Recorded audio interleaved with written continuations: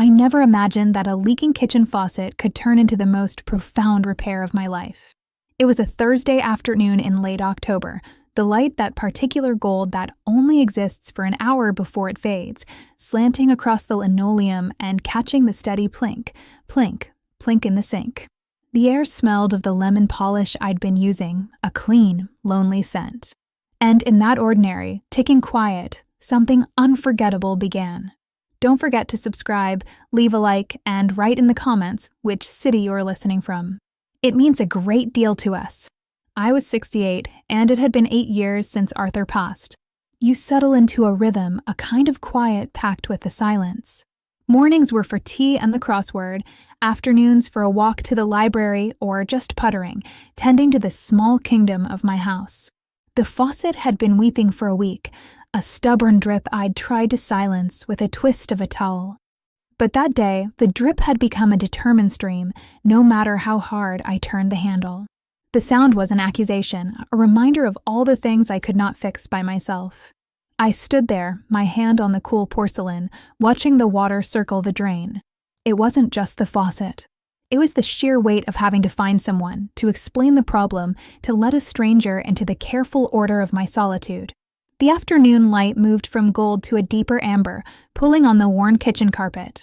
Finally, with a sigh that seemed to come from the house itself, I picked up the phone and called the number on the card stuck to my refrigerator, the one for the local handyman, Jim. He arrived precisely at 4, his truck a quiet rumble in my driveway. Jim was perhaps in his late 50s, with a kind of calm, deliberate movements of a man who has spent a lifetime understanding how things fit together. He carried his toolbox not with a swing, but with a steady weight. His voice was soft, asking permission to come in, wiping his boots carefully on the mat. "Afternoon," he said, his eyes taking in the kitchen, not judging, just assessing. "That's a familiar sound. Don't worry, we'll get it sorted." He didn't rush to the sink. He stood for a moment, listening as if diagnosing a heartbeat. And as I showed him the way, I noticed his hands. They were work-worn, yes, but there was a gentleness in them, a carefulness that felt out of place for the task at hand. The kitchen, which usually felt spacious for one, suddenly became a world of close quarters. I busied myself at the counter, pretending to sort mail, as he laid out his tools on a cloth by the sink. The metallic clink of a wrench, the soft rasp of his breathing as he leaned into the cabinet, the scent of old pipes and new putty, it all filled the space around me. I found myself drifting closer, not to watch his work, but to feel the simple, unfamiliar vibration of another human presence. The room felt warmer, smaller. I filled the kettle, the roar of the water drowning out the drip for a moment. I wiped down a shelf that was already clean, my fingers tracing the grain of the wood. He was focused, his shoulder shifting under his flannel shirt as he worked. I made 2 cups of tea, the ritual steadying my nerves. When I set his mug on the far end of the table, he looked up and gave a small, grateful nod. I hadn't realized I'd been holding my breath until I let it go. The worst of the job was done, the water shut off, the old valve removed. He sat back on his heels, wiping his forehead with the back of his wrist. "Should have the new one in before dark," he said, glancing out the window at the fading light. We talked then of simple things. The early chill in the air, how the maple on the corner was the first to turn each year. He mentioned he'd grown up just a few streets over. "My wife and I bought the Miller place," he said, his voice even. After she passed, the rooms just echoed. "So I sold it. Live in an apartment now. Less to fix." He said it so plainly, the way one states a fact about the weather. Then he held up the corroded washer from my faucet. "See here? It's all worn down. Just gave up holding things together. Sometimes things just wear out from the inside, and no one sees it until there's a leak." He went back to his work.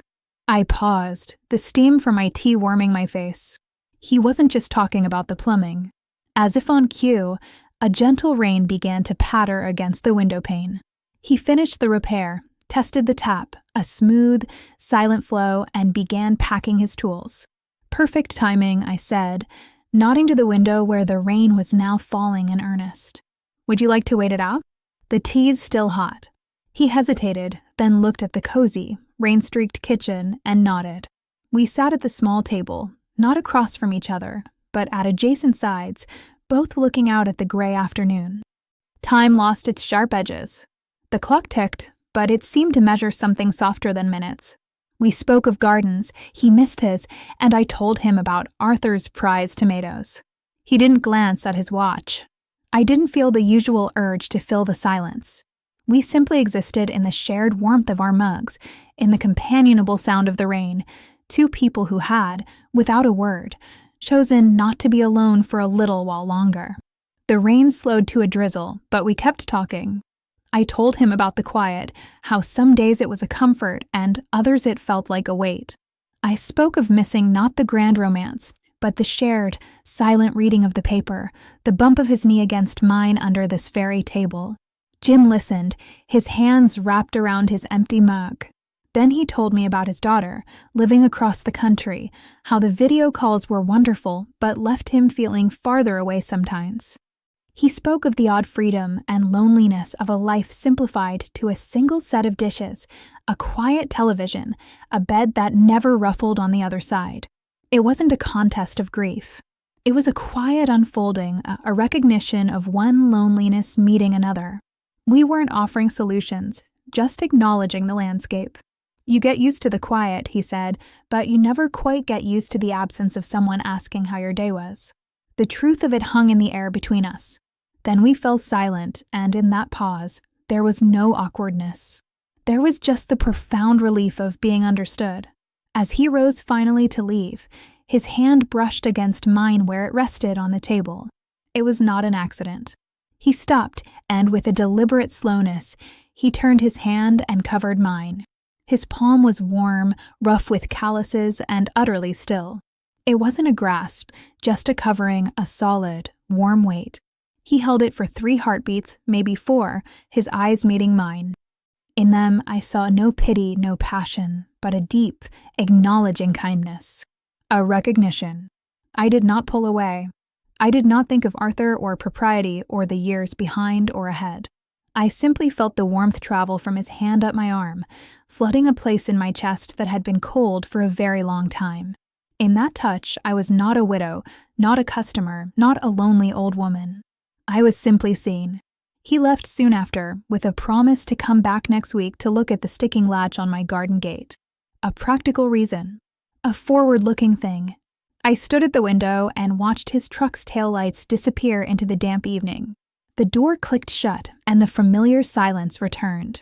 But it felt different now. I walked back into the kitchen and turned on the faucet. A clean, strong stream of water flowed, silent and sure. I placed my hand under it, feeling its steady pulse. He had fixed the leak, yes.